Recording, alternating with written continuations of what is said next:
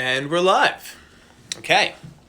You know the drill. I'm going to give a little bit of time for people to find out that I'm live and log on. Hi, everybody. My name is George O'Connor. I am the author and illustrator of the graphic novel series Olympians, which retells classic Greek mythology in graphic novel form. This thing we're doing here is a live cast I've been doing since all the strangeness in the world began. And I kind of vacillate on the title. I'm basically going with Geek Speaks Greek, despite the fact I'm clearly speaking English, because it's just a live cast, where I'm talking about Greek mythology. Each episode, I kind of spend a little bit of time exploring different characters from mythology, be they goddesses, gods, heroes, or monsters. Sometimes I'm assisted by super assistant Nicole. Today is unfortunately not one of those days, so just as a warning, my cats are going to misbehave. You can probably already hear hissing and running around going in the background, because they're awful and they're cats, but I love them dearly. Hi everybody, thank you so much for tuning in. That's enough of a ramble. Let me just start getting into stuff, because I have an enormous amount of artwork to show from everybody. So one of the things we do in this, if this is your first time tuning in, is I talk a little bit about the goddess, god, or whomever, and I draw pictures about them. This week's been special. We'll get into that later.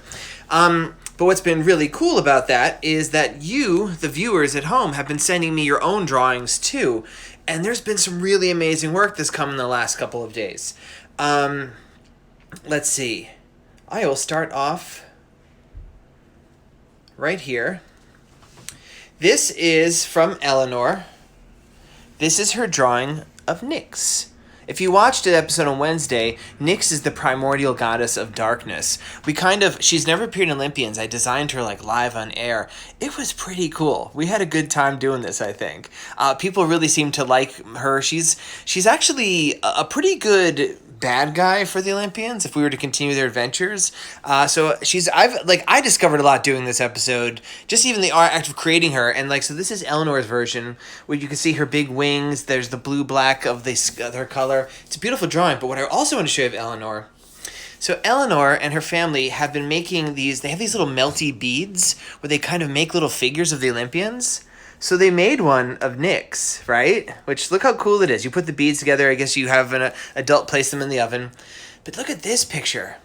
This is their entire pantheon that they've made so far. Most of whom, you can see, look quite a bit like the versions in my books. So here we have Persephone. She's next to Zeus. Oh, wait, no, actually, that's not Persephone. I believe that's Hera.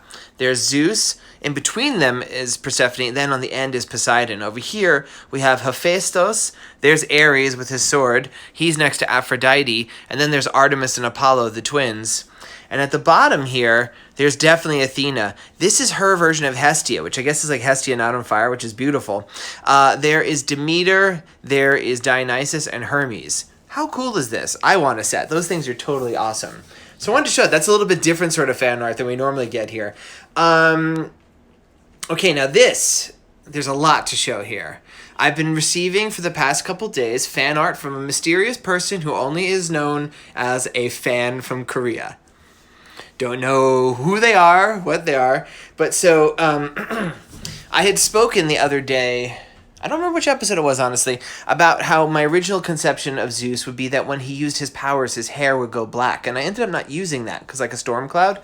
So, fan from Korea drew a picture of that. Look how awesome that is. And now I'm like, I really wish I'd done that. Here is... and then also, because they're clearly a very talented cartoonist with a good sense of humor, here's a picture after the fight of Athena charging up Zeus. If you look carefully, she's actually stuck a plug in Zeus's mouth, and he's laying there. He's like, oh, used all my energy, and getting electrocuted back up. Don't do that at home. Only gods can do that. So that's amazing, right? But that's not all that fan from Korea, which I hope fan from Korea gives me a name better than that to refer to them eventually. They drew another picture of Zeus. This is Zeus just getting annoyed. His hair's just starting to turn black. Again, it kills me that I didn't do this. If I ever do a remastered version of Olympians where I recolor them, I think I'm going to do this idea, because look how cool that looks. And that's not all. There's a couple more I want to show you. This one's really fun. So the gods live forever. We know that. They can never die. So it stands to reason they're still alive today. And also stands to reason they're probably not wearing mini skirts or walking around barefoot anymore. So this is a picture a fan from Korea did of the big three brothers, the way they may look now. I like Hades doing like the cool I'm in a band squat. And then like Poseidon, oh, come on, man, button up your shirt. That's the way I've been dressed around the house for the last few days. And then there's Zeus. These are pretty great. Like, really captures their core colors. It's instantly recognizable as them. Like, Poseidon's definitely a guy I want to avoid with that pony, with the, like, kind of braid thing. But, you know, you probably want to avoid Poseidon anyway, because, well, we're going to talk a lot about Poseidon today. Hint. And then there's one more piece I want to show from fan from Korea. Look at this beautiful Athena they drew. It's gorgeous. So super talented artist, thank you so much for drawing this and for sending it in. And please give me a name with which I could refer to you next time. Let's see a few more things, because I did get an enormous amount of work. Okay, this one I really want to show. This is just about the cutest thing I've ever gotten. Or, well, it's one of the cutest things, certainly. Let me make this picture big. This is Renka. She is completely buried beneath the pile of my books, which, you know, that's, you know, as long as she's happy, and she does look very happy. First off, she's adorable, right? So Renka has been schooled at home, of course, as everybody is. And one of the projects that she had to do in her home learning is she had to write a nonfiction book. And she chose to write a nonfiction book. Her favorites, I'm going to cover her last name up. My favorites from Greek mythology by Renka. And wait, Plato Dear is a fan. Oh, I'm a fan of. I thought you were claiming, to be a fan of Greek. I'm like, it's been solved. So look at this book. She wrote an entire book, and it's all backwards, so I can't read it. Maybe I'll get permission to post this. But there's Medusa, there's Zeus. Check out that goatee. It's like young Zeus. There's Poseidon with the mustache. There's Hades, and there's like Cerberus and his helmet next to him. There's Hera. Anybody who has Hera as one of their favorites is okay by me. We know I love Hera.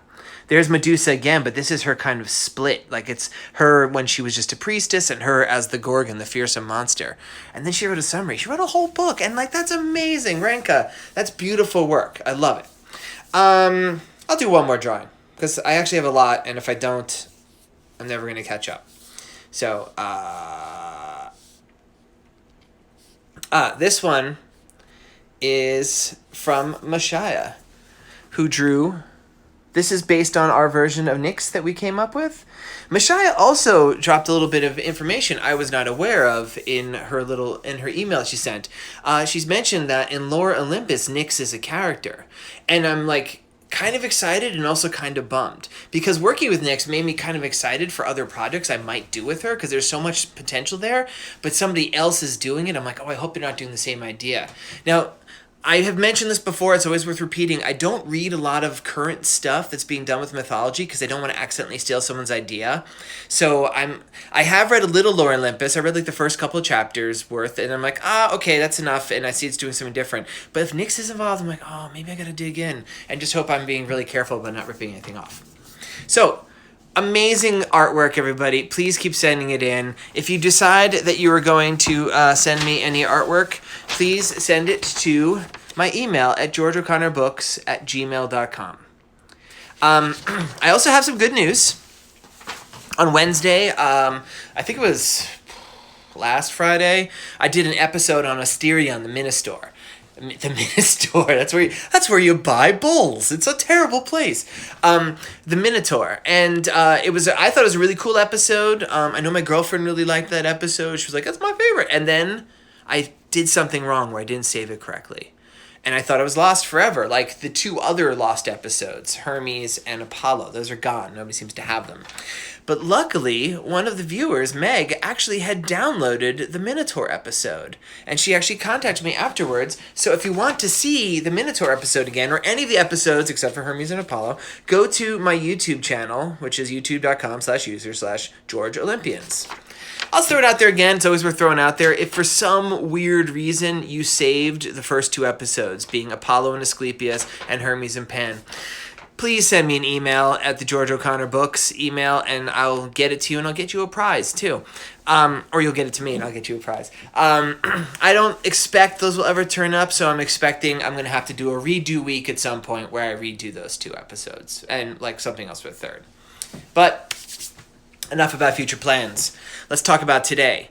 This has been a special themed week wherein I actually I went and decided there was a lot of gods and goddesses and heroes and monsters I have not actually covered in Olympians for whatever reason. And this week there was a fan of Nemesis in particular who inspired this. She's like, let's do Nemesis. I'm like, Nemesis has never appeared. So I'm like, let's make up Nemesis on the spot. And Monday, I talked about Nemesis and we did a design of Nemesis on the spot. I thought it was pretty cool. Wednesday, we did Nyx. And to close out this week of designing goddesses on the spot, Friday, we're doing Amphitrite. Amphitrite, let me just say, because I think sometimes I've misspoken on this same live cast, I have this tendency to call her Amphitrite. She's not a tea tree, she's treaty. Her name, let's get into it. Her name means either the encircling or the embracing third. And I think that's a reference to the ocean itself. And I figure like in the ancient Greek world, they felt like, I've heard the term like the embracing ocean, like the ocean circled the land. And I guess the third, I couldn't actually find confirmation of this. This is my own theory. I assume the third is a reference to, in the Greek worldview, they figured probably about a third of the surface of the planet was water. Turns out, this is one of those instances, and it's not often, because scientifically, the Greeks were like, turns out they were wrong. The surface of the Earth is actually like 71% water, so it's actually almost the opposite. It's almost like she should almost be called the encycling 2/3. But she is the goddess of the sea. The queen of the sea, as a matter of fact, because she is the bride of Poseidon. It's pretty embarrassing that she hasn't really appeared in Olympians before now. And I say really because I mentioned offhand that, yeah, I don't think she's ever appeared, but I was kind of like, maybe she actually has appeared. Turns out, I did draw her in one panel once. I'm going to show you that panel. That's it. This, to date, has been the sole appearance of Amphitrite. Yes, I said it correctly. And, it's not much. It's I clearly didn't spend a huge amount of time on this. So I want to spend some time, give this goddess her due, give her a little bit more recognition, talk about what she is. Let's identify her beyond just the Queen of Poseidon, although unfortunately that is one of her main identifiers. So, Amphitrite. Her name, the encircler of the third, actually, you see in some texts, actually just that's a term they use for the sea. She seems to be a goddess who was believed in early on and kind of, unfortunately, fades into the background as antiquity wore on. She appears in the older texts. The best version of her parentage and her story I could find was in Hesiod. And if you know, when I talk about the writers, Hesiod is the guy I always give top props to. If he has a version of the story, I almost invariably go with that version of the god or goddess. Unfortunately, in this instance, Hesiod's version of hers is a little bit, it's annoying to me in a way because I like to sort things into neat categories. So she is the daughter of 2 other sea gods. She is the daughter of Nereus and Doris. Now, it would be so much easier if she was the daughter of Oceanus. Nereus is there's a lot of, Oceanus is pretty clear. If you look at the way the gods come down, right? There was Uranos and all those guys. Well, and him, Then there's the Titans, and Oceanus is the god he's the Titan of the ocean, clearly. Then, once the Olympians take over, Poseidon's I'm the god of the sea now. We can make a distinction between seas and oceans. And that's a nice, easy progression of, who's in god. But then Nereus, where does he fit in? Nereus is a son of Gaia. So, one of those ones that she kind of created those, so kind of like Uranos, I guess. And he's the sea. He's referred to a lot as the old man of the sea, which is an expression we still have to this day. And so, I don't know, he just doesn't really fit in. He just kind of bugs me, so just by his existence. And then Doris, her mother, Doris is she's a middle-aged lunch lady. And no, I'm kidding. But she could be, right?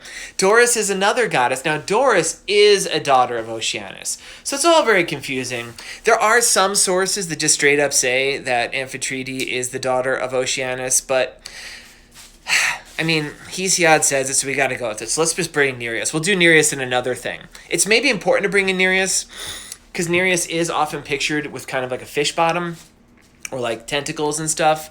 And that's something we see come up later in the family tree with Triton. So maybe it does make sense. She comes from a guy who's like part fish. So, so let's see.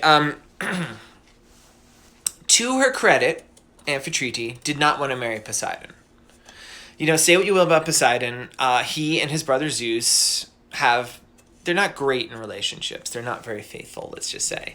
And he's really like, I want to marry her. And she is one of the, by the way, she's, her grouping is called the Nereids. They, like the daughter of Nereus. There's 50 of them. She's the eldest. And Poseidon is petitioning for her hand. And she's like, no. And she runs away. And we know what happens a lot of times when people run away from gods. This time she doesn't get turned into a tree or something awful. She runs and she goes, this is kind of cool, tying the whole week together. She goes and she hides over by Atlas at the end of the world, which is where Wednesday's goddess, Nyx, lives. Let's just show. She lives at the end of the world. This is actually the creepy picture I drew of her, kind of hanging out at the end of the world, like right on the edge. So like she goes and hangs out by Nyx. And she's hiding out there. And so far as I know, there's no water there. So that's kind of intense, that she's like this goddess of the water and hides there. And then, you know, Poseidon, he's like, but I want to marry her. So he sends out his emissaries all over the world to look for her. This is great. I love this part. He sends a god named Delphin, or a goddess. I'm actually not sure. Because the reason I'm not sure is Delphin is the god of dolphins. And Delphin just looks like a dolphin. So it's like... And remind you, I don't think there's any water at the edge of the world by Atlas. So there's like this dolphin, there's this dorsal fin, and I guess it's hopping around on its fins. And it's got like its fin. And it's like, will you marry Poseidon? And what's even weirder about this, I didn't tell this up front, and now is a great time to tell it. One of the titles of Amphitrite, she is known as the low moaning mother of fish, dolphins, and seals. So there's apparently some belief somewhere that she is the creator of dolphins, fish, and seals. So like, did he like pretend to be one of her kids? He's like, Mama, Mama. She's like, oh, what's up, kid? Why are you like thousands of miles away from the water? He's like, come on, marry Poseidon. Do it. It's like, what? Also... She's low moaning. That's kind of a... I think that's to symbolize, like, sailors would hear, like, the rumble of the surf or, like, the ocean and just like, whoa. But I think she's like, oh, my kids are seals. Oh, I don't know. I'm getting pretty weird this episode. So, Delphin, the dolphin god who looks like a dolphin and is a dolphin, but a god, which is actually kind of cool. Actually, I like that idea that, like, you know, why not? Dolphins are really smart. There should be gods that are dolphins too, right? So, convinces her to marry Poseidon. They come back. They have a wedding. It looks like a pretty happy affair because there's actually quite a lot of paintings of it and stuff, which I'm going to get to the visual representations of her shortly because I have some things to say about that. The other myth I could really find about her, that where she plays a significant portion, you'll see mentions of her a lot, especially in reference to the sea. It was very poetic for sailors, I think, to evoke the sea as Amphitrite. So they would mention, like, her bosom, like her arm, the things that she did, like her gentle, you know, all the stuff, or sometimes her not so gentle caresses. Have you guys all ever heard of Scylla? Like Scylla and Charybdis? They're these two twin monsters, right? Well, they're not twins and like they're not identical, but there was they appear in the Odyssey most famously. They also appear in the Argonautica, the story of Jason and the Argonauts. There was a narrow passageway, and the only way to get through it by boat was on one side is this cliff, and in this cliff is this monster Scylla. The other side is Charybdis, which is this monster that's like a living whirlpool. It sucks down whole ships and destroys them. So you have this choice. You could go too close to Charybdis and you get sucked up and destroyed and everyone gets killed. Or you go by Scylla. And Scylla has 6 heads, like 12 limbs, which I think they're just described as long dangly limbs, so like tentacles maybe. And she lives up in the cliffs and she has these horrible like barking dog heads and they have like 3 rows of teeth like sharks. They're like, it's this terrifying monster. And you have this choice where you have to, like, you can't go into Charybdis or everybody dies. So you have to go under Scylla. And when you go by Scylla, she shoots down those heads. They're on long necks. And she grabs people off your deck and eats them. And so you can either lose everybody, or you could lose, well, she has 6 heads, but I think she does it twice by the time he gets by, or you could lose 12 people going by her. This is still an expression you hear sometimes. It's actually the equivalent of rock in a hard place. It's you would say like someone's like between Scylla and Charybdis. Amphitrite created Scylla. Scylla used to be just this, pretty nymph. And Poseidon, of course, being Poseidon, he's a cad. He's not a good husband like Zeus. He's not as bad as Zeus, but that's a low standard to set. He's very interested in her. They're maybe having an affair. We're not really sure. But Amphitrite, seeing this, this is the story we keep seeing over and over again. The gods can't actually punish each other because they're immortal. So Amphitrite turns this beautiful nymph, Scylla, into this horrible, weird monster. So there's actually kind of some cool stuff there. Like I could see doing a short story on Amphitrite. Like there's enough little bits there, and there's some interesting personality at play. There's some cool bits to play on. Here's the things. Her physicality. Now, if we've talked about this before, I look for any sort of written description. If I could find an actual written description written by an ancient Greek or Roman or somebody who believed in these gods, I will use that as a cornerstone of my design for the god. And one of the things I feel like I need to do right up front when I'm drawing Amphitrite is to kind of establish some of the things she doesn't look like. And because I myself definitely had some weird preconceived notions. For starters, I don't think she should look anything like Ariel the Little Mermaid, who I'm going to draw really quickly. I did mention the idea that Ariel, there's the whole, her dad, Nereus, not Ariel's, Amphitrite's dad did have a fishtail. So it kind of you could kind of see how maybe Amphitrite would have a fishtail too. But that's kind of a notable feature. Like if you meet somebody in real life and instead of legs they have fishtail, you're like, I met that fishtail person. That's something you mention right away. Nobody really mentions that about her, and a lot of the art that does survive of her doesn't have the fishtail either. So I don't think she has a fishtail. She's not Ariel the Little Mermaid. Plus, as we know, Ariel the Little Mermaid is actually her granddaughter? Yeah, because Poseidon and Amphitrite had a son named Triton. Hey, King Triton. And King Triton had Ariel. That's legit. That's 100% Disney proof. That's the old Little Mermaid TV series in the 80s or early 90s. There's actually references to her grandpa Poseidon. So yeah, she doesn't look like her granddaughter. We don't know where the fishtail gets in the family, probably from her dad, Nereus.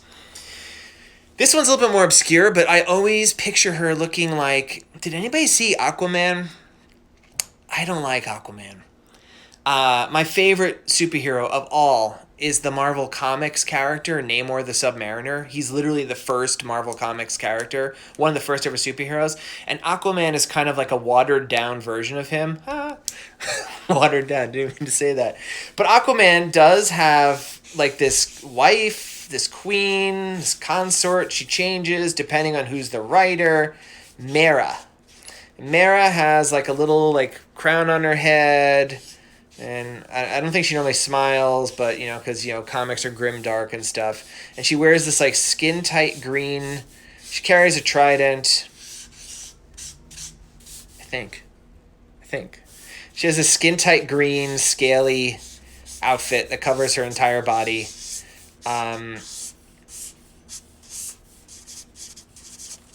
She has legs, so at least she has that going for her. And she has long red hair, which is another thing Ariel has. And so I think between these two, I always kind of pictured Amphitrite having red hair.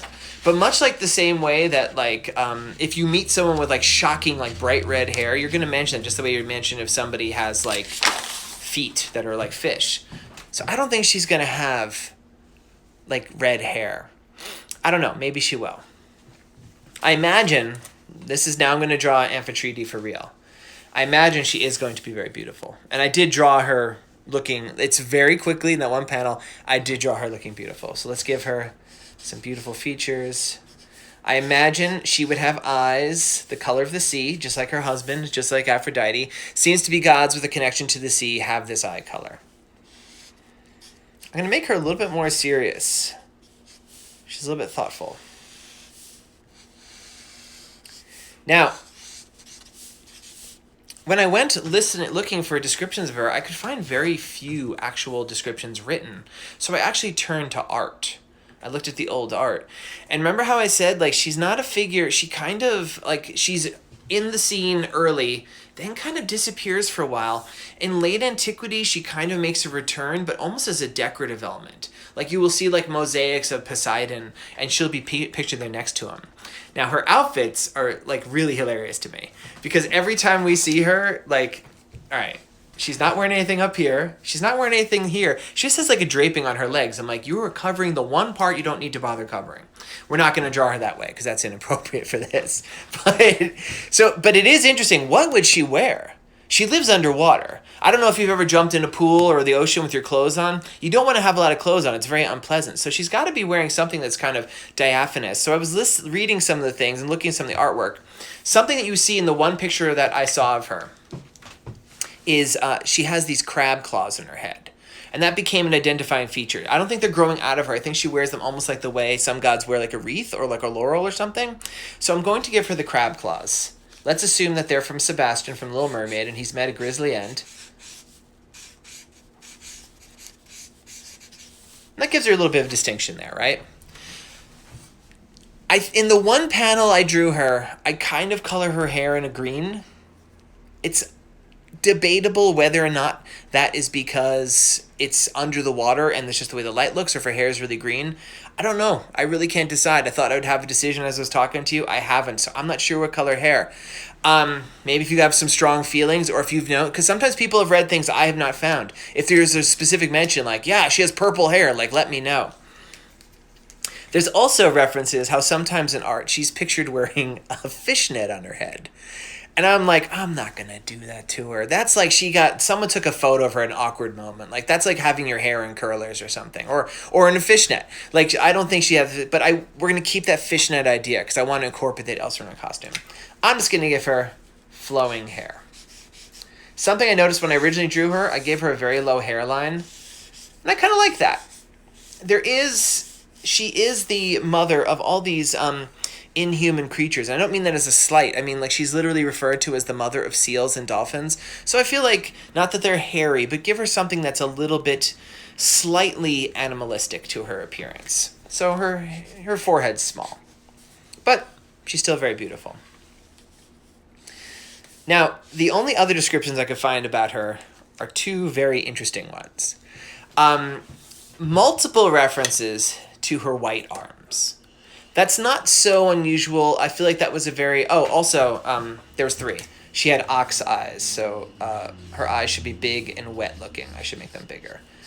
We know terms like ox eyes and cow eyes were a compliment. So was white armed, but it takes it a couple steps further from her, because like Hera was often referenced as white armed, which is one of the reasons why I make her skin is almost pure chalk white. She looks like a marble statue in my books. With her arms are described as flashing white. And one spot even describes it as like fiery white. So her arms are so shockingly white that it seems like they're giving off light. So I feel like she's maybe like an albino. And then if you think in a lot of sea life, there's actually a lot of creatures that like, especially, well, you actually see it in animals in the sea where like the dark half of them is like the top half of them is dark and their bottom half is white. I feel like maybe, now I'm thinking, maybe she has dark hair because that's the part that's towards the top. And then her body itself is like super white because she doesn't come up to the surface like ever. And it's also just like kind of fits in with the way a lot of sea animals look. So let's give her, and make them bare. Because like I said, you don't want to wear too much clothes underwater.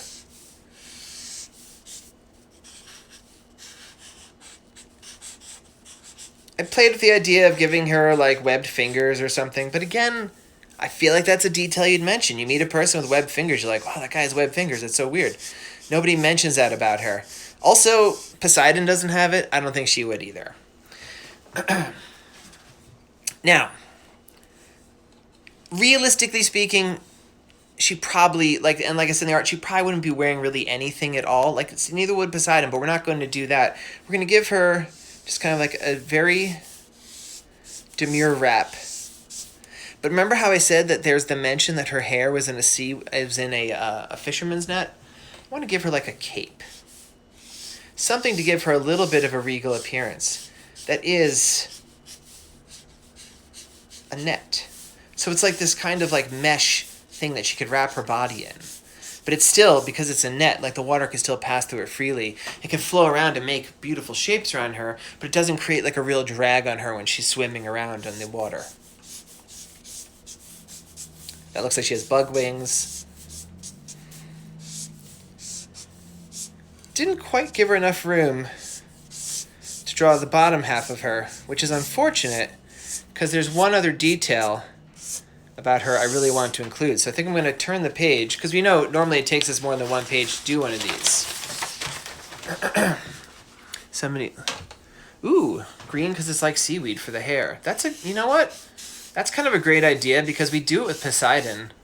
I'm going to draw her hair a little bit more like seaweed, but because Poseidon's hair is dark, I'm going to give it a trace of the darkness too, because I like that idea that the top part of her is dark.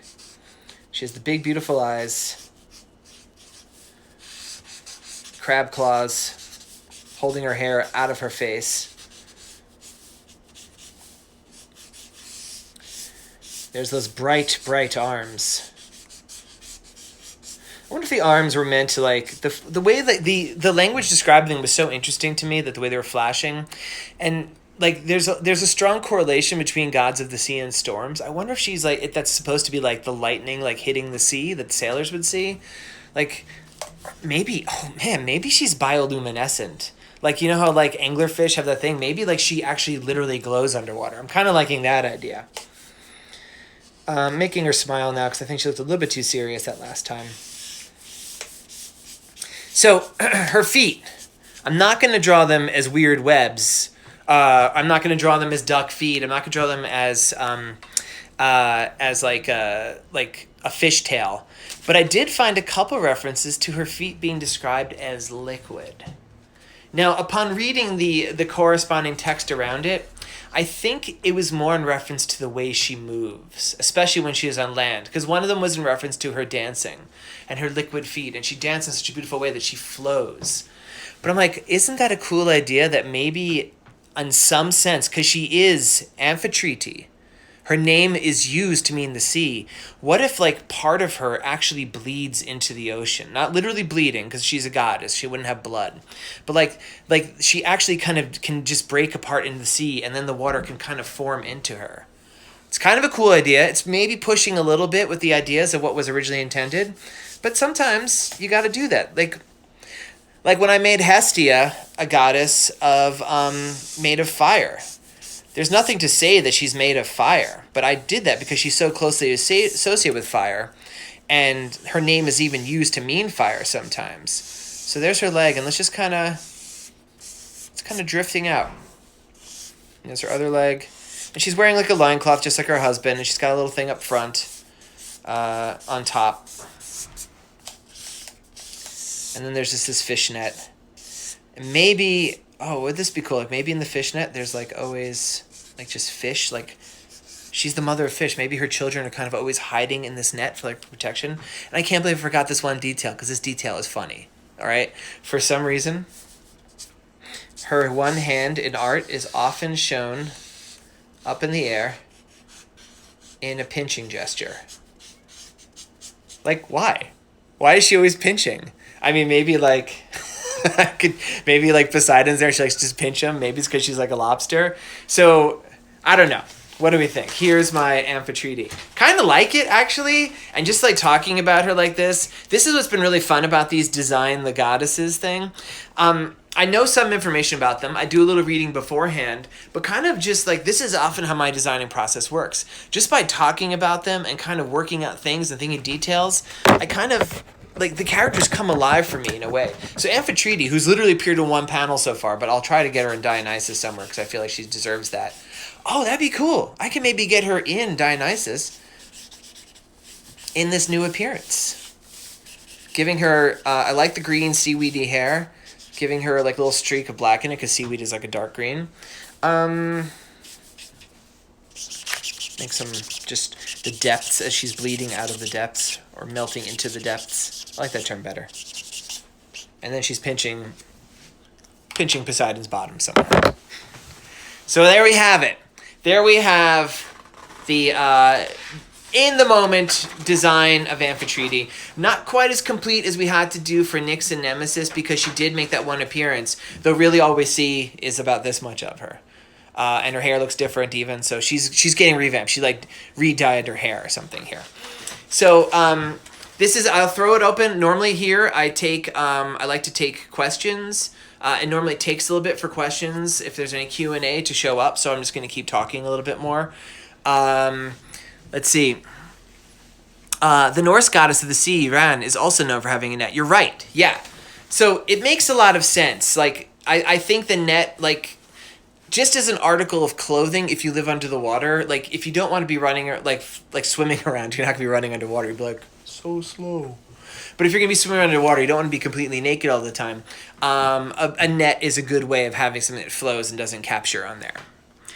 Is she close with Thetis and Eurynome? She is a sister of Thetis, so there's that level of closeness, although some siblings have, tricky relationships.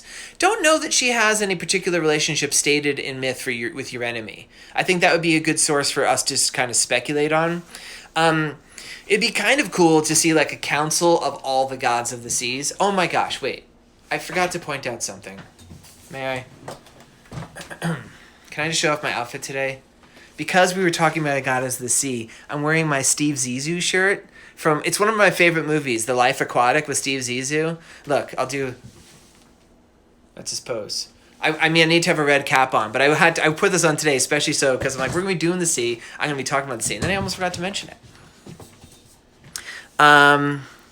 Is she close with Thetis and Eurynome? Do you find their designs similar? There is a certain similarity here.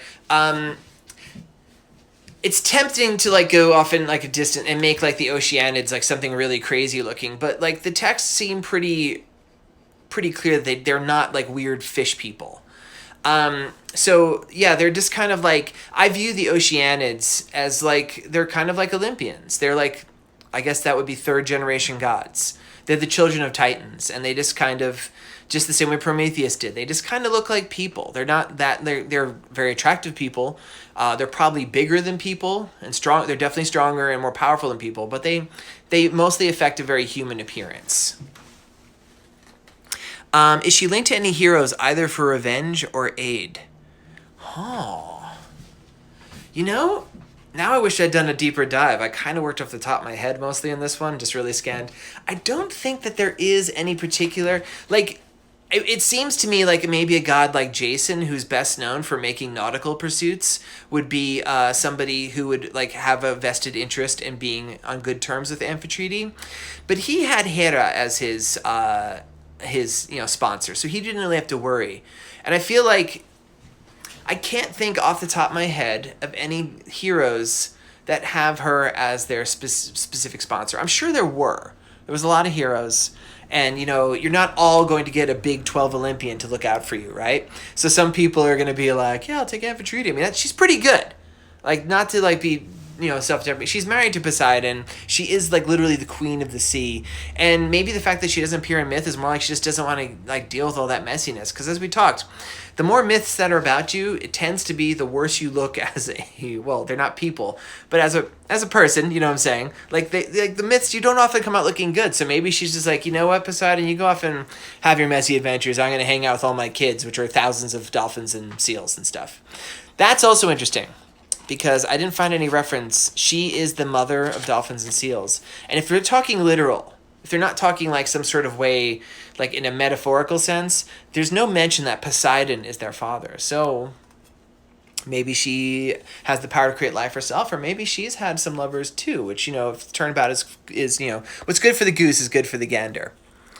Let's see. Does she use horses like her husband? Yes, as a matter of fact. Although I think they're normally called hippocamps. They're like seahorses for the most part, and not seahorses like we know. Like, they're like, the front half of them is like a horse, and the bottom half is like a fish. They're like mermaid horses. mermaids, perhaps? I don't know, does that work? Mermaids? I don't know. I'm trying to make a pun, it's not working. Yeah, when you see her in art, especially the art I mentioned where she's just wearing nothing except for covering like her knees, it's like, you don't even wear clothes then. She's often on these chariots, and the chariots have these cool nautical elements, and they're pulled by these half fish, half horses. Let's see. Do gods actually need to swim? That's a great question. Because, probably not, right? We were talking about this in an earlier episode where I made some reference to Poseidon breathing underwater. I'm like, wait a second. Poseidon doesn't need to breathe. So, yeah, probably not.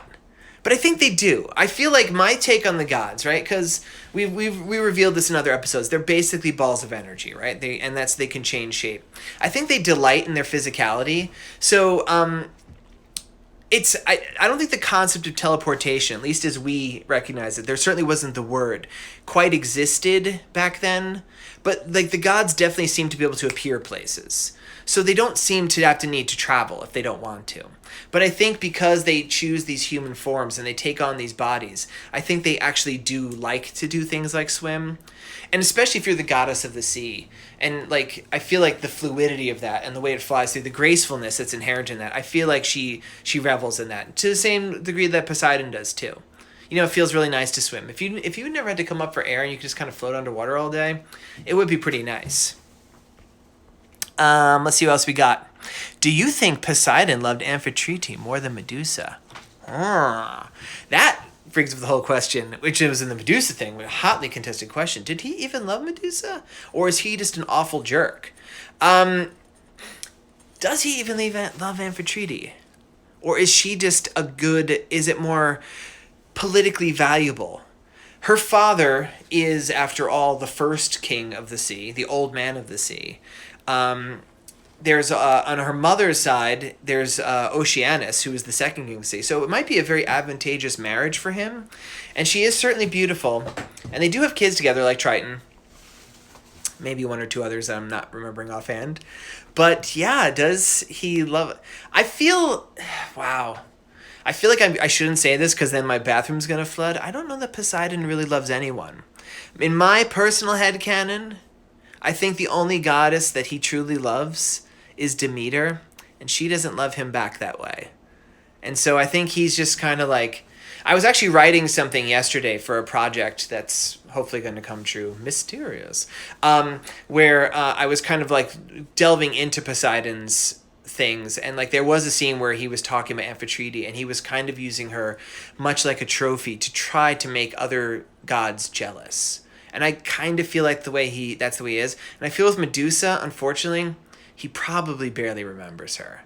Because he's just that way. He's Poseidon. And he's like his brother Zeus. They're not great. What else do we have? Is she vengeful like Hera?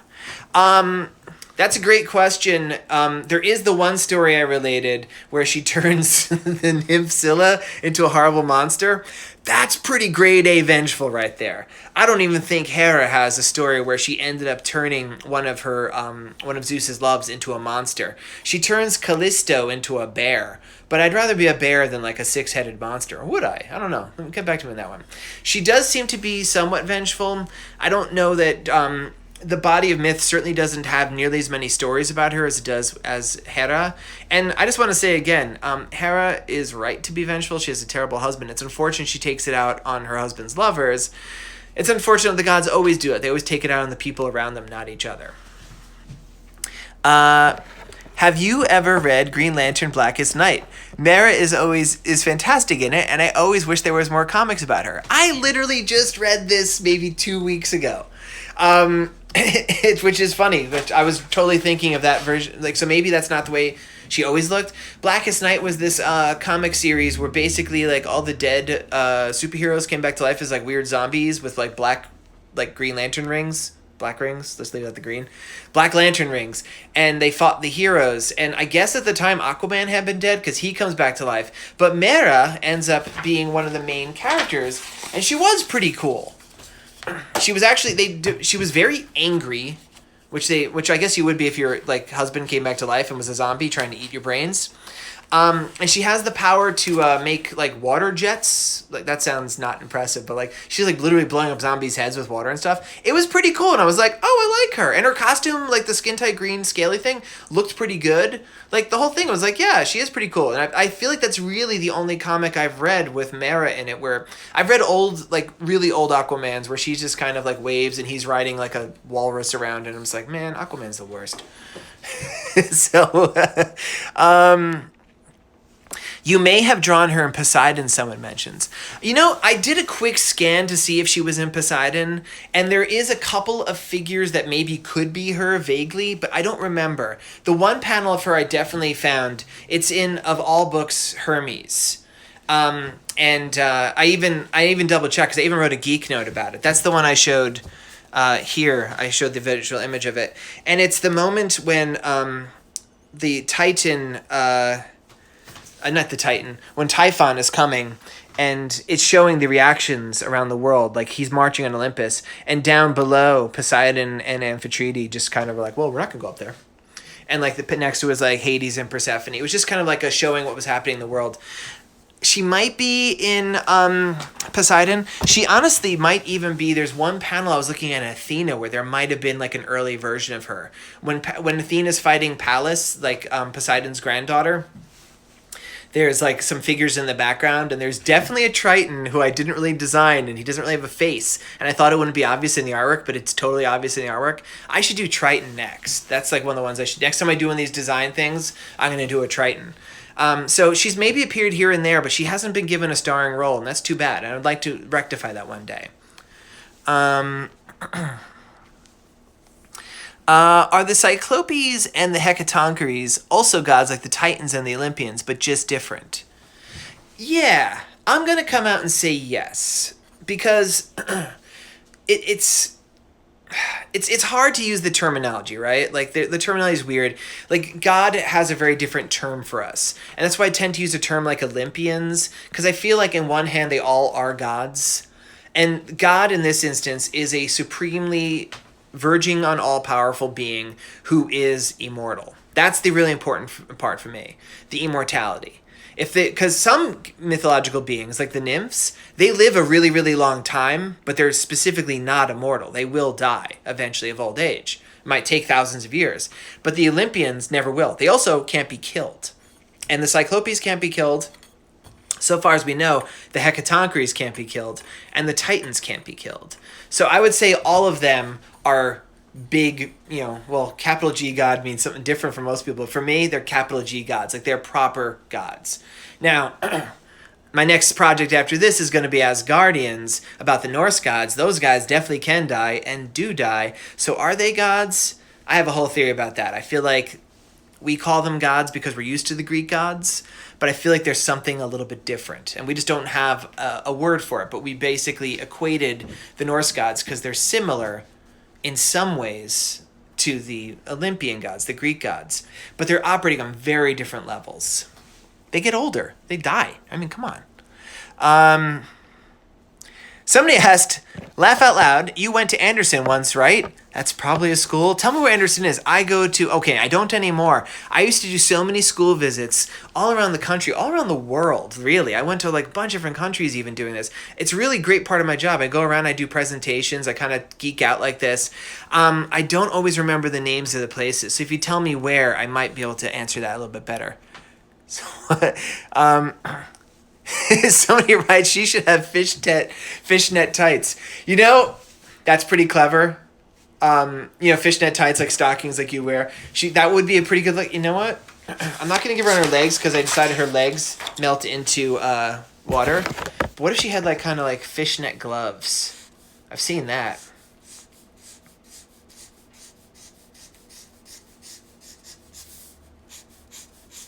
I mean, that looks pretty cool, right? It's a little bit maybe modern looking, but I like it. And let's see what else we got here. Is she Polyphemus' mom? No, great question, Renka. Polyphemus' mom is another goddess named Thoosa. Thoosa, unlike her, who this is bothering me. I mentioned her feet melt away, but they looked like there was no feet. So I'm going to give a little hint of her legs as she's melting into the water, her liquid feet. And this is important because Thoosa, who has also appeared in one panel, Thoosa had like a serpent body. So, and she definitely affects a more creature-looking version. I think I drew her with blonde hair. And you don't really see it, but I remember designing her with black eyes, like the way like a shark would have, because she is this like monstrous creature. Don't remember if she has webbed feet, webbed hands, but I'm going to give her webbed hands. And then that's to cover up her dirty bits. And then like her tail is this crazy long snake body. And when I drew her the other time, it's so long you don't actually get to see it. And she is Polyphemus's mom. Because Poseidon is like Zeus. He has a lot of children with a lot of different people. He's not a very good person. Do we have any other questions here? Can you center the... Oh, goodness, I'm sorry. I drew that whole thing off to the side. Yeah. Wow, that must have been very exciting watching my arm as I drew something you couldn't see. So yeah, there's her tail. I think I even gave her like little fins coming off the side. But her tail goes like super long. Comes off here, comes back up here. Boy, sorry I didn't draw that with you guys watching. You know, her head looks weird though. Let's give her a little bit more hair. It looks like she's got a giant 5 head there. So she's kind of, I also didn't draw this in here, but I figured because she is this more animal-like sea monster, she's like a sea monster kind of. I figured she probably had like snake teeth and stuff too. Like not snake teeth, shark teeth. Like how cool would that be? Like she's just this like kind of beautiful woman with like black eyes and she smiles and she's got tons of sharp teeth. And you're like, ooh, maybe we won't kiss. Do we have any other questions? Or, because we're nearing the end here. I think I got everyone's question. If I missed your question, I'm very sorry.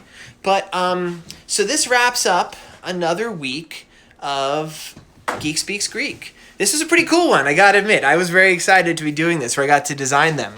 If you want to catch any of the previous episodes that you may have missed, or any episode except for the first 2, if you haven't, please contact me. Just go to my YouTube, youtube.com/user/George Olympians. If you want to draw any pictures of any of the goddesses we drew this week, or anybody, because, you know, some of the fan art I've been getting has nothing to do with who we were drawing that day, and that's great. Who cares? I love to see it all. Send it to me at email@georgeoconnorbooks@gmail.com. Somebody asked the same schedule next week. Yes. Next week is going to be, once again, 3 p.m. Eastern Time, Monday, Wednesday, and Friday. I'm sorry I have to take up Tuesday and Thursday, but I'm in the middle of working on Dionysus. It takes a lot of time, and in the middle of the day doing this, it was kind of slowing me down. And I'm sure you'd all rather have a copy of Dionysus sooner. So I don't know exactly what I'm going to do next week. I have some ideas. Watch for this weekend if you for some posts about it. And if you have any ideas you'd like to see, write it here. You never know. I might surprise you. It worked with Nemesis, right? So everyone, thank you so much for tuning in. And I will see you hopefully all Monday, 3 p.m. Eastern, here on Instagram. Thank you all for tuning in again. Bye-bye.